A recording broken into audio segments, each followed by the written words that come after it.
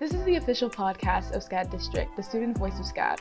We are a team of SCAD undergraduate students working to share fun, innovative, and exciting stories about SCAD, Savannah, and the world at large. Speaking of which, this spring is loaded with so many good opportunities for SCAD students to get out in their communities, hear from industry professionals, and most importantly, have some fun.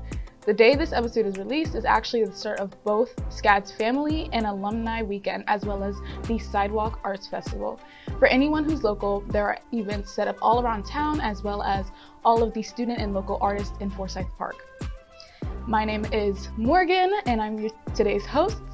I'm an animation major. I am from Atlanta, Georgia, and I am so excited to be recording this today.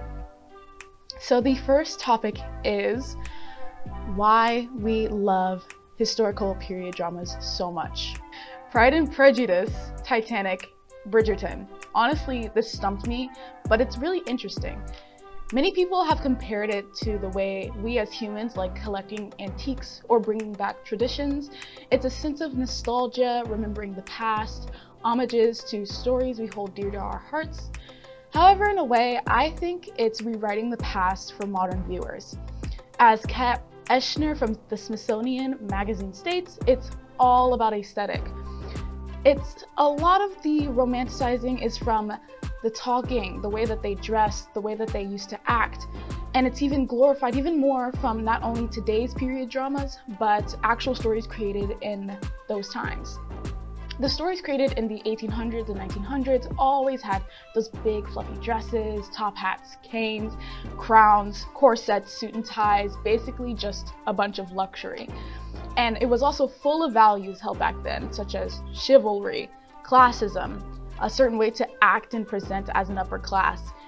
As we see it, it's this idolized fantasy of the American dream, if it takes place in America, and it's reverberated constantly throughout the period dramas. It's this simpler time that we all long for, but in reality, there is no such thing as a simpler time. For people of color, transgender people, and people of the LGBTQ+ community, we weren't allowed to be these things.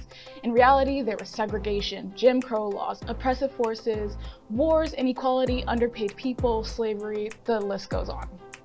Period dramas have all of the aesthetics without the weight or acknowledgement of oppression. We see period dramas go from having only white, straight, cis people casted to now seeing people of all kinds represented, lending hand to rewriting what underrepresented and minority people can have and can do.